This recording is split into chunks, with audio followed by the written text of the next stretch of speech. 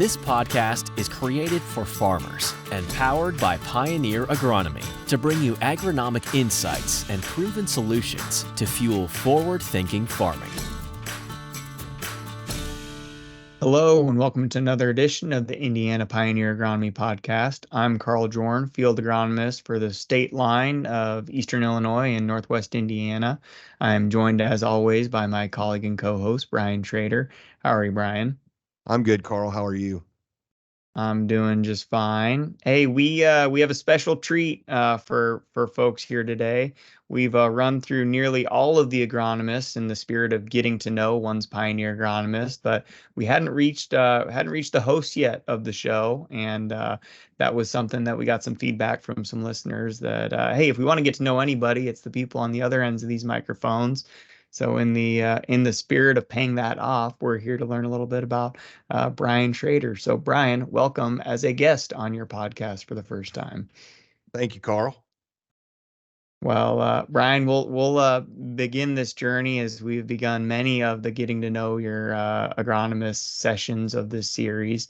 With where did you find yourself entering in this world, and maybe tell us a little bit of your childhood, your upbringing, and we'll carry on from there. Sure. So I was born and raised in Blackford County, Indiana, on the eastern side of the state, one of the smaller counties in the state. Just 4 townships. My dad and uncle farmed together in partnership, along with my grandfather for a while, and then my grandfather retired. But I grew up on a small family farm, at the time, I don't know, probably 1,300 acres. We raised hogs. And so that was the environment that I grew up in. Realistically, we weren't the biggest farmers. We did a good job. Probably the thing that made us a little bit different was for most of my early childhood, we were ridge-till farmers. And so we were on the buffalo system. So, I think I was in high school the first time I helped plow a field. We cultivated everything twice.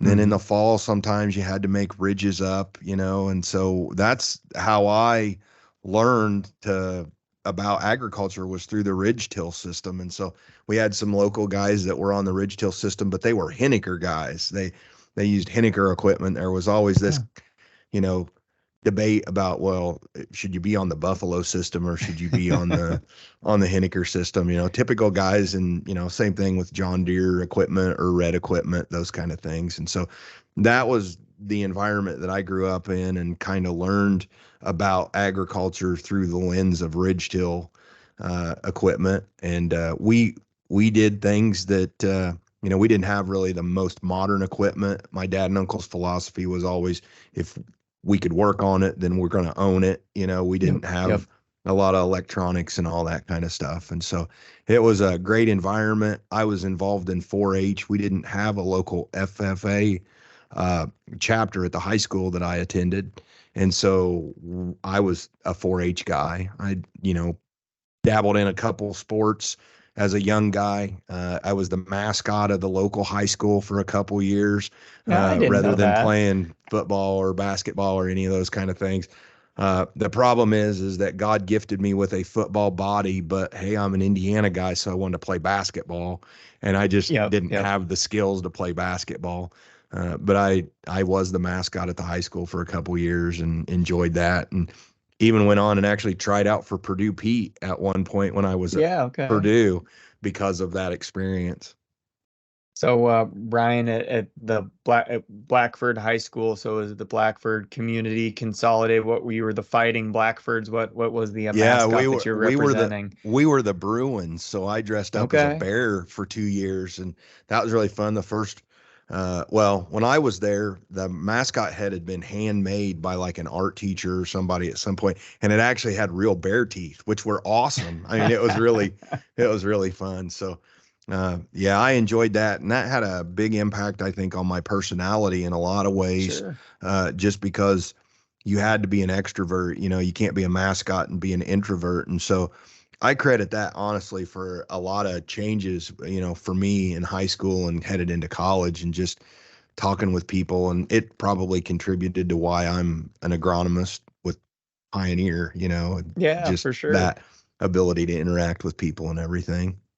Very cool. So, you get done with high school, and then at that standpoint, did you kind of have an idea you wanted to stay involved in agriculture, stay close to your roots, or were you kind of undecided going off to school? Tell me those Yeah, impressions. that's a bit of an interesting story, and this kind of makes some things full circle that we'll probably get to. But when I was in high school, I really wanted to be an aeronautical engineer. That's what I thought I Hmm. wanted to do. And at some point, my math skills didn't keep up with the ability to be an engineer. But I always did well in, biology, chemistry, and in those science classes.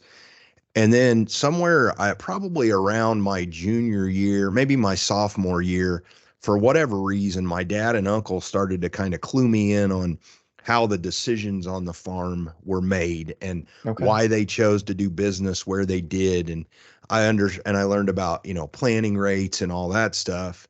And so I was more included in those things. And that kind of flipped the switch. And at that point, I was like, okay, I should really study agriculture and rather than the engineering piece. Hmm. Um, and so had a gentleman in our community who said, "Hey, have you ever thought about being a veterinarian?" And I was like, "Okay." And so I applied to the veterinarian school. I was Yeah. actually a animal science major initially. And then I had a friend of mine who was going to be a vet, and she came home at Christmas time and she was like, "Hey, it's hard." And she's one of those individuals that never studied. And so I actually changed my major from pre-veterinary medicine to agronomy before I had ever stepped foot on campus. Yep. Yep. Got it. And Got it. and so I ended up at Lilly Hall and fell in love with the idea of crop science and all of that stuff, and the soils lab and just everything. And so that's what happened. And then ended up with a job in ag retail as a student, putting myself, basically through school, working at an ag Sure. retailer in the summertime, and then even on breaks. And so that's how I ended up, kind of that transition between high school and what I was going to do and what I do today was just Yeah. How about that? Lily Hall and Holland 28 and anhydrous and, learning how to spray and just all of those skills that come from ag retail. Okay. So before we get to that career transition, Brian, I know just through previous conversations you and I have had, we've shared a lot of the similar working spaces, labs, professors, and things of that nature. So Yeah. Yeah. maybe if you wouldn't mind cluing the audience in when you were on campus, tell us a little bit more about your experience.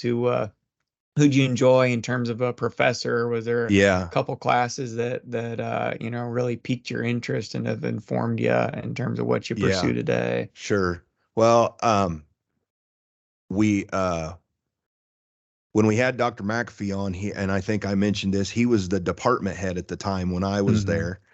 Um, and probably my favorite professor of all of them, and this is probably not fair to the rest of them because I've had a lot of good ones, but Jim Vorst was probably my Hmm. favorite professor at Purdue for a lot of reasons. Um, but one of the classes that I took was he actually taught an evening class that was um, ethics with centered on ag, but it was taken by a lot of the liberal arts students as well Yeah. because it was an elective. And I absolutely loved that class. And I still have that book from that class on my shelf, and I'll go to it occasionally. It was an excellent class for more than just how to think about agriculture, but to be able to communicate Hmm. your perspective to people who are not in agriculture. And so I use a lot of the lessons from that class a lot. And so Dr. Vorse was probably my favorite. Dr. Schweitzer is probably one of the best professors in terms of being able to take very important high level information, but break it down to the simplest form so that you can understand it and be able to articulate it to people. And some of those lessons I use in my daily role because you've got to try to take really complicated stuff and help folks understand it so they can put it into practice. And so Dr. Schweitzer was really great as well. And then I think anybody in the agronomy department, one of their favorite people of all time is Sherry. And I just think about, Sherry Brinkman Falk, just how she helped me get through that class, because that was so new to me. I hadn't had soil judging in high school and I hadn't done all that stuff. And she spent hours with me. And in those days, it wasn't probably quite as slick as some of our listeners will remember. You carried a tape deck around and you had these big headphones and you hit the play button and then you'd have to rewind because you didn't get the notes and everything. And so that was great. The other thing about that class that's interesting is when I had that class, George Van Scoy was actually the head for 255. So, okay. And then I think I had your dad for 365 maybe. And so that was, so that was fun too. So, it was really a great experience. I got to meet so many interesting people. If there's one regret that I have about my time at Purdue from an education standpoint, it's that at that time they were really pushing study abroad programs. And I didn't want to do that. And now looking back on it, that would have been so neat to have done. And so that's the only regret I have about my education at Purdue, is that I didn't take advantage of that. But the agronomy department has been wonderful to me, both as a student and as a graduate. No, that's good to hear. And yeah, a lot of the folks that you mentioned, I think that's a common refrain if you ask about, who else passed through the second and third floor of Lilly Hall and those wings in the agronomy department. You'll hear a lot of those same names. And it's a blessing some of those are still, involved today. For how much longer? Those students that are there right now, they're spoiled to have that be part of that legacy. Yeah, absolutely. Brian, you mentioned study abroad and traveling. I know that's something you and Robin like to do. Maybe if you could have, wound the clock back, go back to the West Lafayette campus and you could have partaken in one of those study abroad programs, where would you have enjoyed going? There was, if I remember right, I believe that they had a study abroad program with, I think it was a university in Austria, as I recall. And so I think that would have been great. I mean, obviously my last name's Schrader, so there's German heritage there. So to the idea to have been able to go to Austria or Germany and something like that, that would have been really neat, and there's some crossover, in that European agriculture sector and what we do. I mean, it's not completely different. And so that would probably be pretty high on the list for me. Okay. Well, when we did our very first few recordings, if you remember, Ben Jacob, he kind of had our intro theme, and he referred to you, I think, what was it, as the Red Baron. So we touched on your heritage just briefly, but maybe round that out for folks. Yeah, I hadn't even thought about that a little bit, but I mean, I grew up in Blackford County, and there's a good, number of a good amount of German heritage in Blackford County.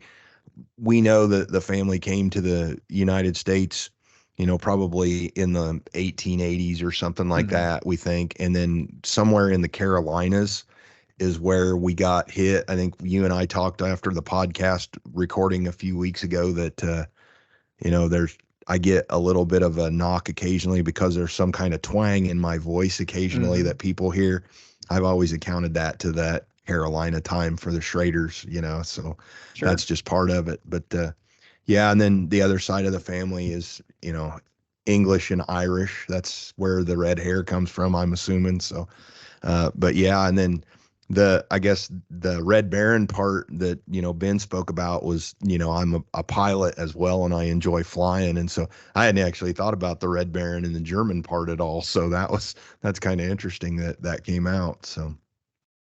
Well, I think we should discuss your hobby and passion in terms of the aeronautical space. So maybe, Brian, maybe we delve into that a little bit. How did that curiosity get piqued, and maybe tell folks how you pursue it today?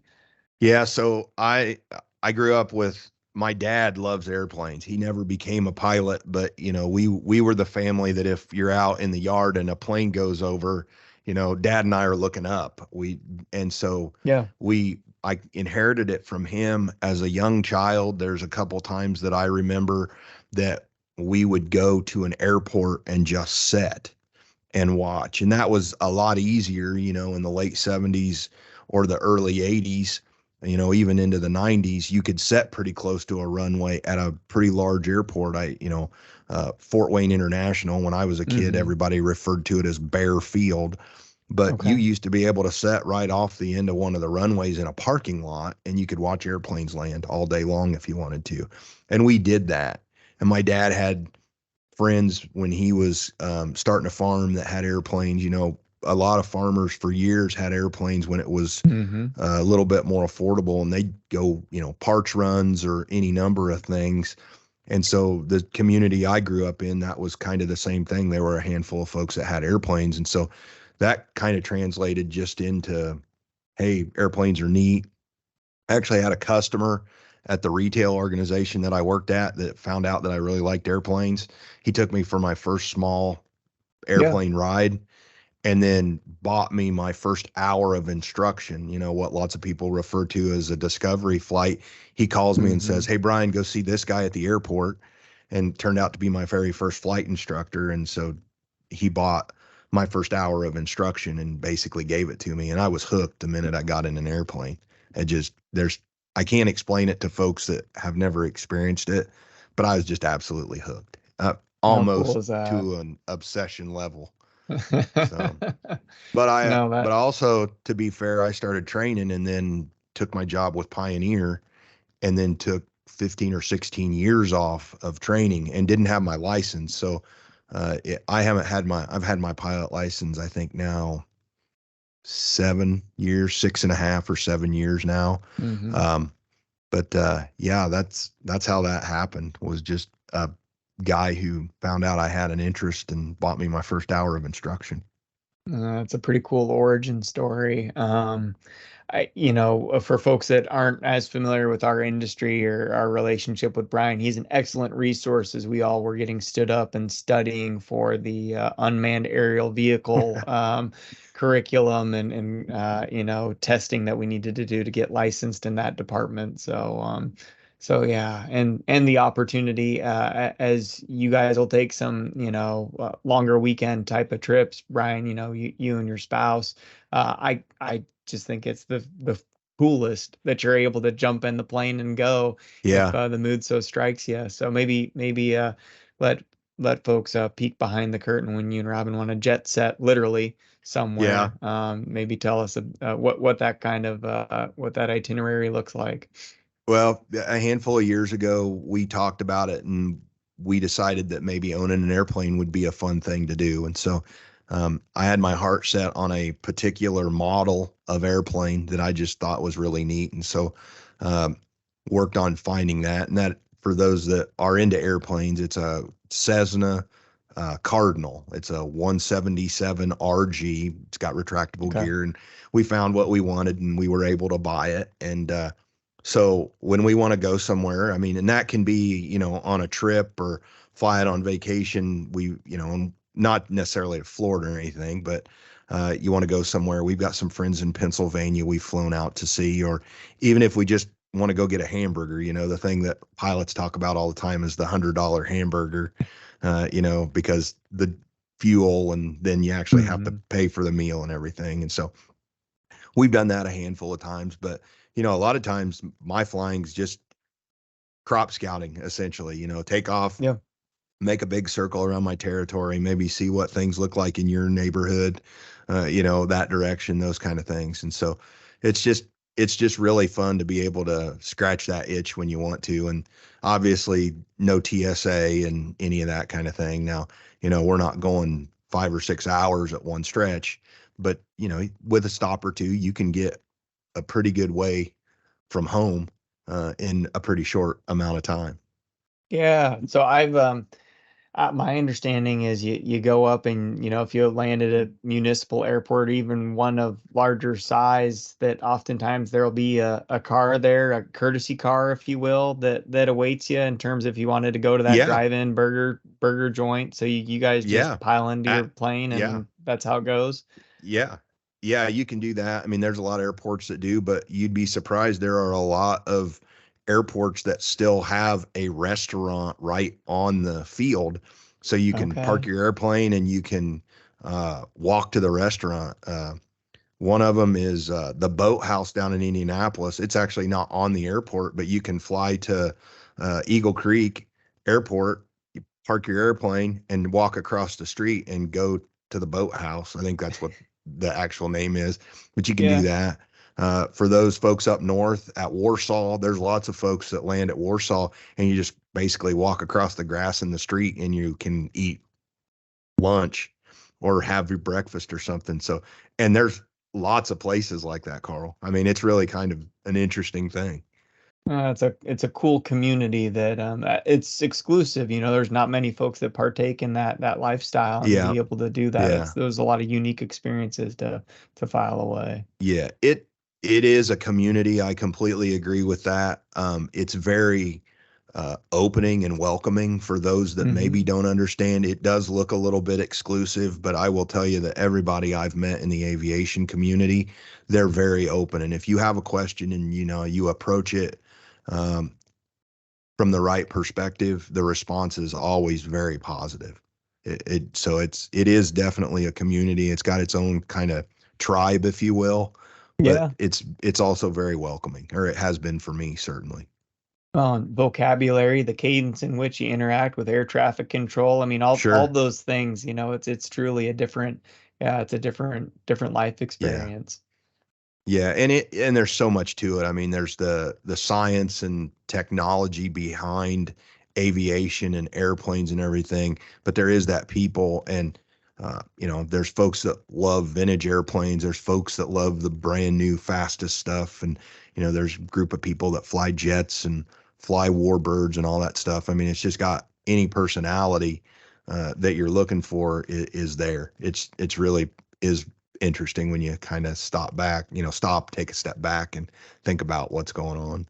Sure. A little inside baseball as we were standing up the podcast low those 4 years ago.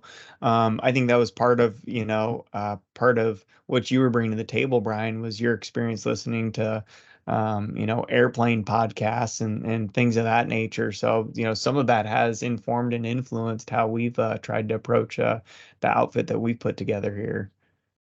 Yeah, maybe so a little bit. I mean, certainly if you look at my podcast list, there's a lot of aviation podcasts that are on my list for sure. Yeah. Well, okay. So that tangent aside, let's bring us back. We just left Purdue during the summers and on breaks. We were working ag retail, hauling Yep. fertilizer around. Maybe carry us back through. Pick the story back up from there. Yeah, sure, no problem. Basically, after I graduated from Purdue, I had considered the idea of maybe getting a master's at that point, but I had a job offer on the table Yep. with an organization that I knew. I had actually worked for, some folks will remember, the retail organization that I worked for was Terra International. And so for Mhm. years, Terra made nitrogen, but then they also had a retail side of the business. In Indiana and Ohio, most of those folks were former Sahaya Grow locations, Okay. which some folks will remember, others won't. But I went to work for Terra International on the retail side after I graduated. And then shortly after I graduated, Terra sold the retail organization. Land O'Lakes ended up buying locations.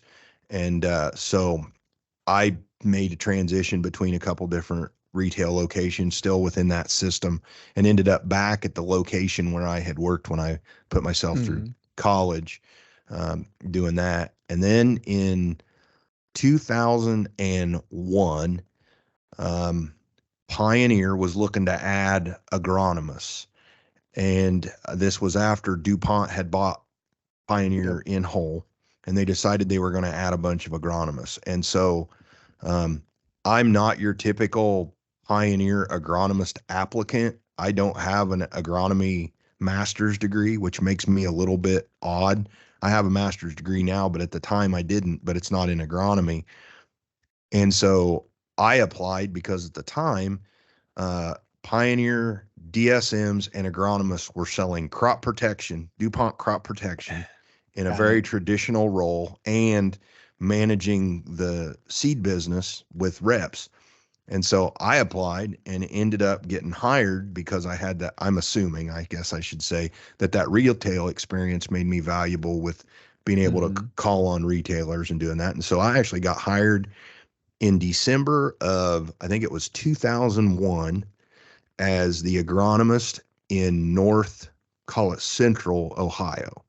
And so I actually lived in Findlay, Ohio, and served an area basically from Findlay a little bit further west.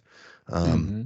and so, some of our listeners may remember an agronomist by the name of Sandy Endicott. Sandy was Mm-hmm. my Yep. counterpart to the, I guess she would have been to the west. And then another gentleman who came over from the DuPont transition by the name of John Sharpman was my counterpart to the east. And we kind of split that northern half of Ohio, if you will, between the three of us as pioneer agronomists, and worked with two DSMs over there. And it was a lot of fun. And I had my dream job. I mean, that's what I wanted to do. Once I found agronomy, I was like, I need to be a pioneer agronomist. And so I was fortunate in my mid to late 20s to get my dream job, which was, I never thought I'd get it. And so that's how I ended up with Pioneer, was that transition. And then a few years later, Pioneer decided that they wanted more territory managers than agronomists. Mm-hmm. And Mm-hmm. so in about 2007 or 8, I transitioned to a territory manager role over there. Stepped away from the organization for a few months, actually, and then had the opportunity to come back to Indiana. There was a gentleman over here who had retired, and met with Dave Henderson, my Mm-hmm. former boss, who recently retired. And Dave and he wanted me to be the TM, and I wanted to be the TM. And so that's how I ended up back in Indiana and kind of in my, what is now or has been my local geography over here for, I don't know, 15, 16 years, something like that. Yeah. So, yeah. Brian, for folks that might have that depth of perspective, who would you have backfilled? Do you recall the name of the individual that you would have been Well, taking their yeah. place? So actually, I didn't backfill anybody. You mean on You the were in TM you were an side? addition. Yeah, you were Oh, in yeah, yeah. Well, yeah, okay. for the agronomist position, there wasn't a backfill because they wanted to Mm-hmm. add more. So Sandy had actually covered that entire region. And Yeah. then they split it into thirds and gave me a third and John a third. And so that's how that happened. Now, over here in Indiana, when I came back, the gentleman that retired, some of our listeners will remember him. He was a longtime DSM by the name of Mark Hoffer. Okay, Mark And so Hoffer. Mark had retired and decided to do something different after he retired. And that opened up a need for another territory manager in Indiana. Got it. Got it. Very good. So let's see. One might consider you a jack of all trades in that regard, given that you straddled the line of the territory manager and the agronomist position. So I know, at least when it comes to our business dealings, meetings that we have that keep the wheels on the bus, the necessary evil from some folks' perspective, maybe. But you bring that differing perspective, because not many of us have been territory managers and see the business from that perspective when we're in some of our agronomic meetings. Sure. Yeah, it informs a person a little bit different, I think, Carl, to be fair about it. Just because you see things that you might not if you're just only an agronomist. I'm often cognizant of what it's going to look like to a customer. When we talk about technologies, how are we going to position this so that a customer understands it? How is a sales rep going to be able to support that? And so there's some things, it's just a different role. Like anything, it's just repetition. I mean, you got to get the reps so that kind of anticipate things. And so it's both roles are equally important in my mind in the organization, but they are very different roles, at least from Yep, my perspective. most certainly. So along the way, you said you picked up the master's degree. If memory serves, it was in business administration. Maybe tell us about Uh, the decision to yeah, to take that yeah, leap. organizational leadership actually is Yep. is what it Uh-huh. what it is. And I had a conversation with Dave Henderson, my former boss, at one point about a couple items. This was when I was a territory manager, and he mentioned this idea of followership to me. And so I just did a Google search and thought, well, there's got to be something I can read or learn or something about followership. Found out Yeah. it's this huge part of leadership that I didn't know, and found out that Indiana Wesleyan University had a program and they actually had a class on followership. So I just sought out to understand, get a little better with followership, and it ended up, I don't know, 2 years later with a master's degree from Indiana Wesleyan University in organizational leadership. So that's how that all came about. And it's been a nice addition to both the agronomy and the territory manager role, just because it helps you understand and lead people and be able to communicate well and those kind of things. Absolutely. So thinking through the rest of the life journey, Brian, at what point did the missus come into the fold? Yeah, so I was a late bloomer on that one. We've only been married just right at 7 years. Celebrated our anniversary in mid-July. And so I found the right one. It just took a little bit of time. I'm, slow to learn or something. But yeah, Robin and I have been married 7 years. We live just outside of Upland, Indiana, for those that know. Taylor University's in Upland, but lots of folks will know Upland because of Ivanhoe's, which is a ice cream joint that has quite the following. And I can tell you that living just 2 or 3 miles from that could be dangerous on your waistband if you're not careful. So we live there. Robin works in Marion, and my territory that I cover is I live basically on the west edge of it. And so the territory that I cover and talk about on the podcast all the time basically extends from about Winchester all the way up to Markle, Indiana, and then over the state line. So Robin and I, attend a local church. We're involved with some other things in the community. And then we don't have any children, but we've got a dog, so that's kind of what we do, and then try to take care of our property and those kind of things. Yeah. Well, obligatory question. What breed of dog do you guys have? Was that something you guys got after you got hitched? Was that something that predated Yeah. the No, I had a dog several years ago. My dog didn't like town, so I kind of gifted him to my father, and that was a Yep. Basset Hound, interestingly enough. Uh-huh. But a few years ago, we kind of had played around with the idea that, yeah, maybe we ought to get a dog. And so we ended up settling on an Australian Shepherd, and not Yep. one of the minis. We got the legit deal. Yep. And so his name's Cooper. And, being aviation, I thought it'd be really cool to name him after an astronaut. Okay. And to be fair, Gordo Cooper was a really cool astronaut. If you ever watch the movie The Right Stuff, oh shoot, I'm gonna forget now who Dennis Quaid plays Gordo Cooper in that movie. And so, Okay.